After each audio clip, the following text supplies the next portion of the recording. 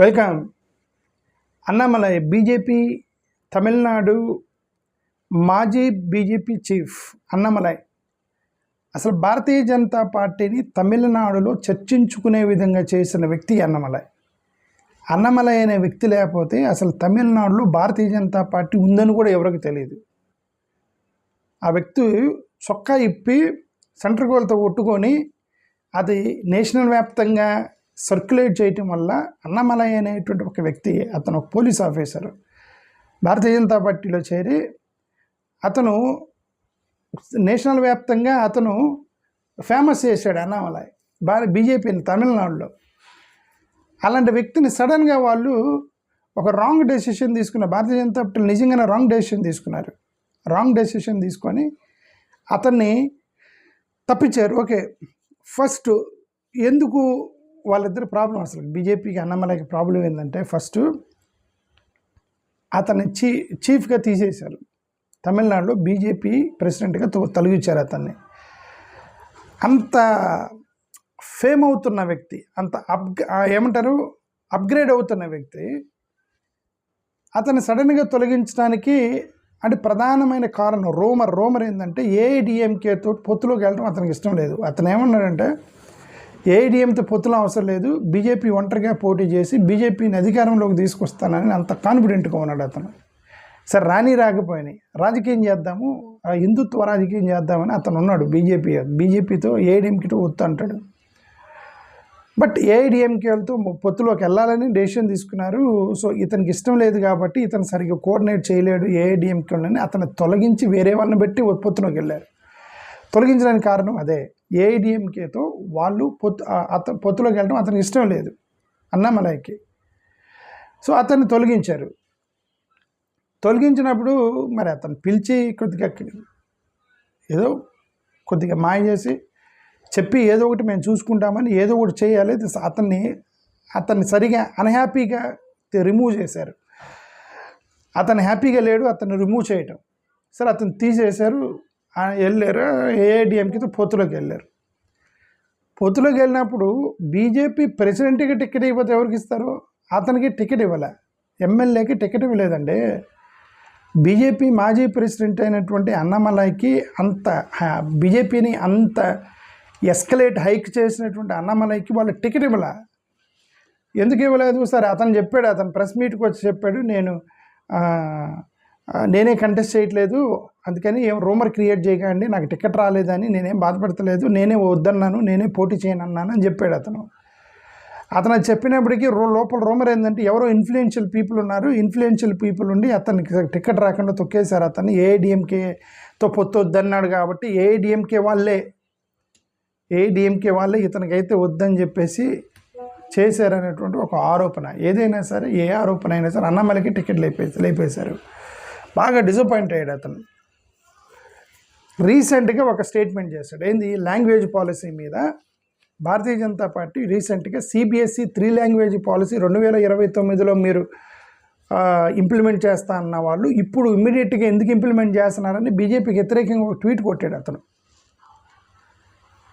Okay, ఇమ్మీడియట్గా మీరు withdraw చేసుకోండి, మీరు సిబిఎస్ఈ సిలబస్ని మీరు అట్లా చేయటం ఏంటని. వీళ్ళంతా కూడా రెడీగా లేరు, సిబిఎస్ఈ 3 లాంగ్వేజ్ పాలసీ వల్ల అందరు రెడీగా లేరు, తమిళ ప్రజలు ఇబ్బంది పడతారని అతను ఎంత చేసినా బీజేపీ పార్టీకి నిర్ణయానికి వ్యతిరేకంగా కొట్టాడనే కదా అర్థం. సో ఇవన్నీ కూడా స్పెక్యులేషన్కి దారితీసాయి. ఏం స్పెక్యులేషన్ దారితీసే? అతను కొత్త పార్టీ పెడుతున్నాడు అనేది ఒక స్పెక్యులేషన్కి దారితీసింది. అతని ఫ్యాన్స్ వాళ్ళందరూ ఏం చేశారంటే కటౌట్లు లేపారు, కొత్త పార్టీ రాబోతుంది, అన్నామలై కొత్త పార్టీ పెడుతున్నాడని. మోరోవర్ అక్కడ ఫ్యాన్స్ అవి పార్టీ పెడితే ఇతన్ని అడిగారు, ఏంటంటే కొత్త పార్టీ పెడుతున్నాం అంటే ఇతనేమన్నాడు, నా ప్లాన్స్ 1-2 రోజుల్లో చెప్తా అన్నాడు. డెనీ చేయలే, అదేం లేదనలా, 1-2 రోజుల్లో చెప్తాను నా ప్లాన్స్ అన్నాడు. మొత్తం అక్కడ ఒక కొత్త న్యూ మూవ్మెంట్ వాలంటరీ ఆర్గనైజేషన్ పెడుతున్నాను, కొత్త పార్టీగా మా ఏడిఎస్ లాంటిది ఒకటి పెట్టాడు. అక్కడ ఏడిఎస్ లాంటిది ఒకటి పెట్టి పొలిటికల్ పార్టీ కాదని చెప్తున్నాడు. తర్వాత పొలిటికల్ పార్టీగా మారుద్దామని అతనికి ఉండొచ్చాము. ఓకే, బట్ అలాగే మా ఏడిఎస్లో ఒక వాలంటరీ ఆర్గనైజేషన్ పెట్టాడు. ఆర్గనైజేషన్ పెట్టి మేము రన్ చేస్తాం, మేము ప్రజల కోసం, తమిళ ప్రజల కోసం పనిచేస్తాననగానే బీజేపీ లీడర్స్కి భయం వేసింది. ఇమ్మీడియట్గా ఢిల్లీ రమ్మన్నారు అతన్ని. ఢిల్లీ రమ్మన్నారని చెప్పి రూమర్స్ వస్తున్నాయి. ఇతనేంది పోయి కొమ్మదీసి మనకి ఏమన్నా ఓట్లు చేసేటప్పుడు అతను పార్టీ పెడితే హిందుత్వ పార్టీ పెడతారు. ఎందుకంటే స్ట్రాంగ్ హిందుత్వ రాజకీయంలోకి వెళ్దామని అతను అన్నాడు. ఏఐడిఎంకే వెళ్తూ స్ట్రాంగ్ హిందుత్వ రాజకీయం వెళ్దాము, అసలు వద్దు ఏఐడిఎంకే వెళ్తూ మనం స్ట్రైట్కి వెళ్దాం అన్నాడు అతను. మరి ఇప్పుడు అలాంటి వ్యక్తి పార్టీ పెడితే ఏం చేస్తాడు? అదే రాజకీయం చేస్తారు కదా. అందుకని ఇప్పుడు బీజేపీ వాళ్ళకి షాక్ తగిలింది. బీజేపీ వాళ్ళకి షాక్ తగిలి ఢిల్లీ రమ్మన్నారు. అమిత్ షా గారితో మీటింగ్ పెట్టారట ఇందాక, మీరు ఢిల్లీ వచ్చి మాట్లాడమన్నారు. అతను పార్టీ పెడితే ఫస్ట్ అతను చీల్చే ఓట్లు బీజేపీ ఓట్లు. బీజేపీ సపోర్టర్స్ని తన వైపుకి తిప్పుకుంటాడు. ఇవన్నీ కూడా టెన్షన్. ఇప్పుడు నేషనల్ వాళ్ళకి టెన్షన్ కాబట్టి రమ్మన్నారు.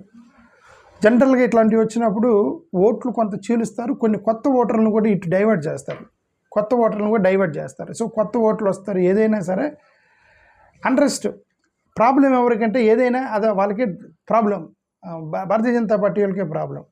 అందుకే అతను ఢిల్లీ రమ్మన్నారని ఒక రూమరు. అతను ఢిల్లీ వెళ్ళాడట అన్నామలై. మరి అతను పార్టీ పెడతానని చెప్తాడా, లేకపోతే అతన్ని అమిత్ షా గారు వీళ్ళందరూ మభ్య పెడతారా మనకైతే తెలీదు, చూడాలి. మోరోవర్ విజయ్ సక్సెస్ అయ్యాడు. కొత్త పార్టీ పెట్టి సక్సెస్ అయినప్పుడు అతను ఊపు ఉండేది కదా, ఆ ఊపు కొత్త పార్టీ పెట్టినప్పుడు వచ్చిన ఊపు ఉండితే ఆ ఊపులో వెళ్తున్నాడు అతను. ఆ ఊపులో వెళ్ళి కొత్త పార్టీ పెట్టి నేను ముఖ్యమంత్రి అవుదా అని అతను ఎవరికైనా ఉండేది కదా అట్లాంటి ఆ లెవెల్లో ఉన్న వాళ్ళకి. ఓకే, సో ఇవన్నీ రీజన్స్ 100% బీజేపీకి వరి ఉండేది. సో అతను పిలిచారు. అతను పిలిచి ఓట్లు చీల్చుకు స్వామి, నువ్వు ఎందుకు ఓట్లు చీల్స్తాము, ఓట్లు చీల్చేటట్టుకున్నామని అతను ఏదో మరి చెప్తారేమో చూద్దాం. లేదంటే మరి ఏఐడిఎంకే వాళ్ళతో అలైన్ చేస్తారా చూడాలి. ఏఐడిఎంకే స్ప్లిట్ అయిపోయింది. ఇప్పుడు 2 ముక్కలైంది కదా. ఒక ముక్క విజయ్ దగ్గరికి వెళ్ళింది, ఒక ముక్క అక్కడైంది, వీక్ అయిపోయింది. ఈ వీక్ అయినప్పుడు మళ్ళీ మీరు ఇంటర్నల్గా కొట్టుకుంటే ప్రాబ్లం అవుతుంది అని అనుకుంటారా ఏమో తెలియదు. ఇంపాక్ట్ ఎంత ఉండిద్దో మనకు తెలియదు. అన్నమలై వల్ల బీజేపీ వాళ్ళకి ఎంత నష్టమని భావిస్తారో తెలియదు. వాళ్ళకి ఎంత నష్టమని భావించిన ఇతన్ని కన్విన్స్ చేయగలరో లేదో తెలియదు. ఇతను నిజంగా ఫిక్స్ అయ్యాడో లేదో తెలియదు పొలిటికల్ పార్టీ పెట్టాలని. నిజంగా ఫిక్స్ అయ్యి లేదు నేను నిర్ణయం తీసేసుకున్నాను పొలిటికల్ పార్టీ పెట్టేస్తానని పెడితే అప్పుడు ఇతని మీద కేసులు అవన్నీ పెడతారేమో తెలియదు. ఏం జరిగిద్దో అసలు ఏం తెలియదు. ఇతను పొలిటికల్ పార్టీ పెట్టి మళ్ళీ ఏఐడిఎంకేతో కలుపుతాడో తెలియదు. ఇవన్నీ కూడా మనం వచ్చే రోజుల్లో ఏం జరగబోతుంది అనేది వెయిట్ చేసి చూసి అన్నమలై యొక్క భవిష్యత్తు ఏంటి అనేది త్వరలో తేలబోతుంది. అంతవరకు మనం వేచి చూద్దాం. థ్యాంక్ యూ, నమస్కారం.